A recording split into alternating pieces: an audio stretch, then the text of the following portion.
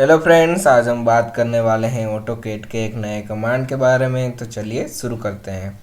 तो आज हम बात करेंगे रिवॉल्व के बारे में। यहाँ पे आपको क्रिएट पैनल में यहाँ पे आपको मिल जाएगा रिवॉल्व। ठीक है। तो जनरली रिवॉल्व किस लिए यूज़ होता है? तो किसी भी चीज़ को कोई एक एक्सिस के अराउंड घुमाने के लिए रिवॉल्व का यूज़ होता है। ठीक है। तो कैसे, मैं आपको बताता हूँ। सबसे पहले तो मैं यहाँ पे एक ड्राइंग बना लेते हैं। जैसे कि आप यहाँ पे ड्राइंग में एक चीज़ याद रखिए, आपको यहाँ पे ड्राइंग में बनाना है एक सेंटर लाइन। ठीक है, वो बना दिया। उसके बाद जिस चीज़ को आपको रिवॉल्व करना है वैसी आपको चीज़ होनी चाहिए। सर्कल को करना है या फिर किसी को चीज़ को करना है। वैसे मैं सिंपल लेता हूँ। जैसे कि मैंने यहाँ पे एक सेंटर लाइन बना देता हूँ, छोटी सी। ठीक है, सेंटर लाइन ये बना दी। सेंटर लाइन में कोई दिक्कत नहीं, वो कितनी भी लेंथ की हो। फिर मैं यहाँ पे एक बना देता हूँ सर्कल।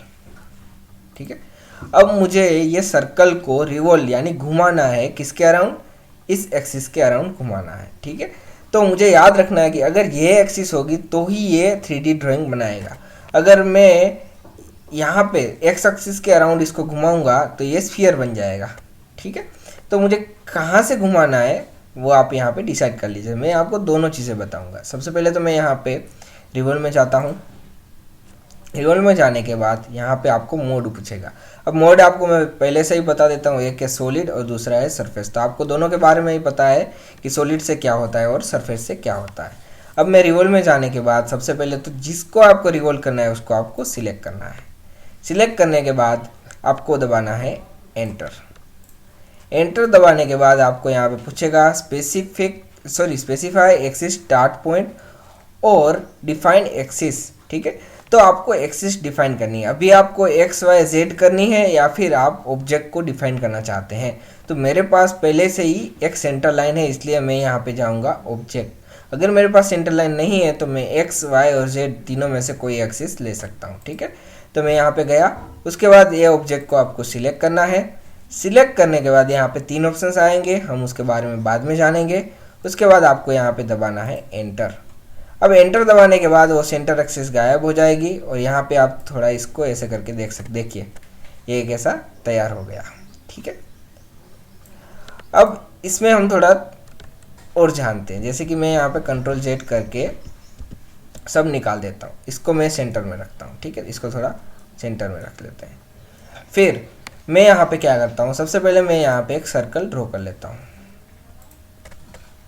ठीक है, सर्कल मैंने ड्रॉ कर लिया। अब मैं यहाँ पे रिवॉल्व में जाता हूँ। फिर मैं यहाँ पे ये सिलेक्ट करता हूँ, फिर एंटर दबाता हूँ।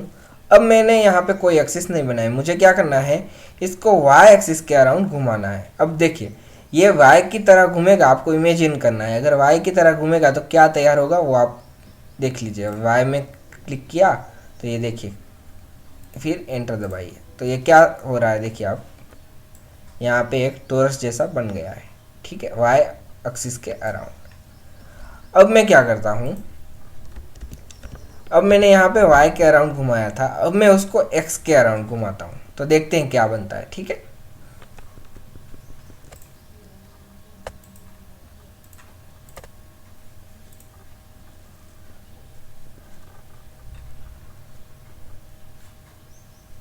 देखिए यहाँ पे आ गया enable to revolve the selected object. ठीक है, आप इसको घुमा नहीं सकते। तो अगर मैं इसको z एक्सिस के अराउंड घुमाऊं,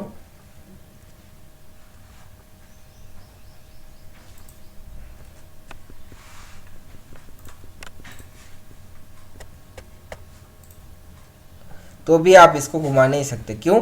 क्योंकि वो उसमें कन्वर्ट ही नहीं होगा। पर अगर मैं यहाँ पे मोड चेंज कर दूं, जैसे कि सरफेस कर दूं, और फिर मैं इसको एक्स एक्सिस के अराउंड घुमाऊं तो भी वो नहीं लेगा।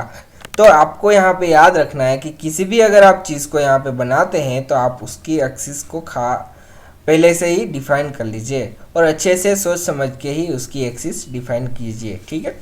अगर यहाँ पे मैं इसके अगर सेंटर में भी बनाता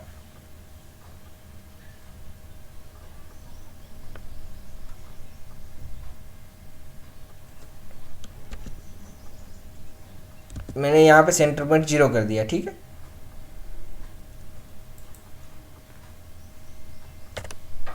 तो यहाँ पे मैंने ऐसे कुछ बना के फिर मैं इसमें रिवॉल्व में जाता और फिर मैं यहाँ पे एंटर करके एक्स एक्सिस ले लेता, तब भी वो नेबरली बताता। तो आपको यहाँ पे मैंने सब चीज़ें दिखा दी कि कैसे आप देखेंगे तो वो अनेबल बता देगा। तो आपको ध्यान से उसकी एक्सिस को डिफाइन करना है। अब मैं एक और चीज़ आपको यहाँ पे बताता हूँ, जैसे कि मैं यहाँ पे एक सेंटर लाइन ड्रॉ कर लेता हूँ। अब सेंटर लाइन ड्रॉ करने के बाद अब मुझे क्या करना है, एक सिलेंडर ड्रॉ करना है, होलो सिलेंडर। ठीक है, तो होलो सिलेंडर के लिए एक सेंटर लाइन मैंने यहाँ पे डिफाइन कर दी है। अब मुझे क्या करना है, उसकी आउटर सरफेस भी चाहिए। तो मैं यहाँ पे एक और सेंटर लाइन एक और लाइन ले लेता हूँ यहाँ पे। तो इसको आप कॉपी कर लीजिए, यहाँ पे रख दीजिए। अब ये देखिए, अब ये क्या हुआ, देखो ये सेंटर लाइन है आपकी और ये आपकी आउटर सरफेस है।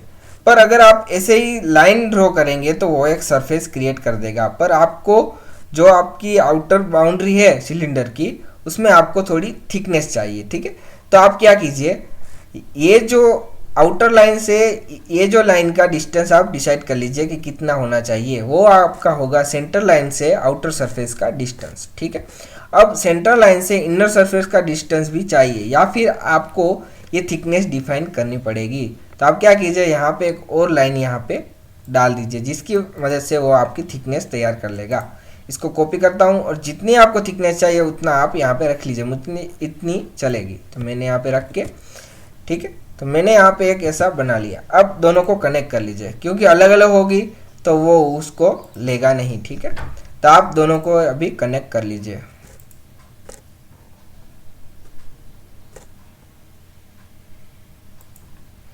अब मैंने यहाँ पे कनेक्ट कर लिया है। अब मैं क्या करता हूँ, अब मैं जाता हूँ रिवॉल्व में। जब मैं रिवॉल्व में जाऊँगा तो सबसे पहले मुझे पूछेगा सिलेक्ट ऑब्जेक्ट। मैंने यहाँ पे सिलेक्ट कर लिया, फिर मैं दबाता हूँ एंटर। एंटर दबाने के बाद मुझे यहाँ पे एक्सिस पूछ रहा है, तो मैं यहाँ पे ऑब्जेक्ट में जाके यहाँ पे मैं दबा देता हूँ एक्सिस, सॉरी यहाँ पे मैं सेंटर लाइन को क्लिक कर लेता हूँ। ठीक है, फिर यहाँ पे बहुत सारे ऑप्शन है। तो देखिए, सबसे पहले मैं आपको इसको दिखा देता हूँ कि कैसा बना है। आप देख सकते हैं ऐसा। ठीक है,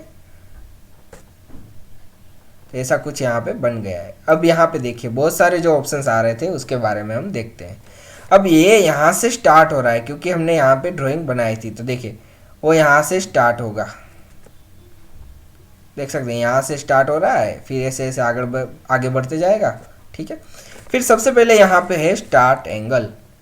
तो यहाँ पे अब अगर आप क्लिक करोगे तो स्टार्ट एंगल यानी वो कहाँ से चालू होना चाहिए। ड्राइंग तो यहाँ पे रहेगी, पर वो चालू कहाँ से होना चाहिए। तो मैं यहाँ पे अगर 90 दे दूँ, 90 करके एंटर करता हूँ, तो देखिए यहाँ पे ड्राइंग थी, तो अब वो यहाँ से स्टार्ट होगा। ओरिजिनल ड्राइंग तो वहीं पे है, पर हमने यहाँ पे एंगल चेंज किया, उसकी मदद से ड्राइंग यहाँ पे आ गई और वो यहाँ से चालू करेगा। पर ओरिजिनल ड्राइंग तो इस साइड ही है। ठीक है, वो मत भूलना। तो यहाँ से वो स्टार्ट करेगा 90 से। ठीक है, ओरिजिनल यहाँ पे था तो उसका 90 एंगल यहाँ पे ले लिया और यहाँ पे से वो स्टार्ट कर रहा है। तो स्टार्ट एंगल यानी कि आपको जहाँ पे एंगल देना है वो आप यहाँ पे दे सकते हैं। ठीक है, फिर यहाँ पे दूसरा आता है एक्सप्रेशन। जब आप एक्सप्रेशन पे क्लिक करते हैं तो देखिए स्टार्ट यहाँ से होगा और आपको कितना सेक्शन चाहिए। तो मैं अगर बोलूँ कि मुझे यहाँ पे सिर्फ 180 तक का सेक्शन चाहिए, तो एंटर करता हूँ। देखिए 90 से चालू हो रहा था और 180 तक ही गया और उतना ही मुझे चाहिए था, तो मैंने यहाँ पे डिसाइड कर लिया। तो यहाँ पे स्टार्ट एंगल यहाँ से स्टार्ट हो रहा है और एक्सप्रेशन यानी कि मुझे कितना चाहिए। तो 180 तक चाहिए था, तो 90 से स्टार्ट करके 180 तक यहाँ पे मैंने एक्सप्रेशन दिया, तो 180 तक ही गया, बाकी वो आगे नहीं बढ़ा। ठीक है, फिर एक और चीज़ इसमें आती है, जैसे आप रिवॉल्व में जाते हैं, फिर आप ऑब्जेक्ट में जाके इसको आप सिलेक्ट करते हैं, तो यहाँ पे रिवर्स करके एक चीज़ आती है। ठीक है, अब रिवर्स क्या है देखिए, अब यहाँ पे आप देखिए तो ये एंटी क्लॉकवाइज, ये यहाँ पूरा एक एंटी क्लॉकवाइज ये पूरा बना रहा है। देखिए ठीक है, अब एंटी क्लॉकवाइज घूम रहा है और यहाँ पे पूरा ये होलो सिलेंडर बन गया। पर अगर मैं यहाँ पे रिवर्स करता हूँ तो इसकी डायरेक्शन चेंज हो गया। देखो अब ये क्लॉकवाइज पूरा सिलेंडर कंप्लीट कर रहा है। ठीक है, तो आप यहाँ पे उसकी डायरेक्शन यहाँ पे रिवर्स करके चेंज कर सकते हैं। तो एक रिवॉल्व जो कमांड है वो बहुत इजी है और बहुत काम का कमांड है, तो आप इसको ज़रूर से ज़रूर करिएगा, आपको ज़रूर से ज़रूर आ जाएगा। So thank you for watching.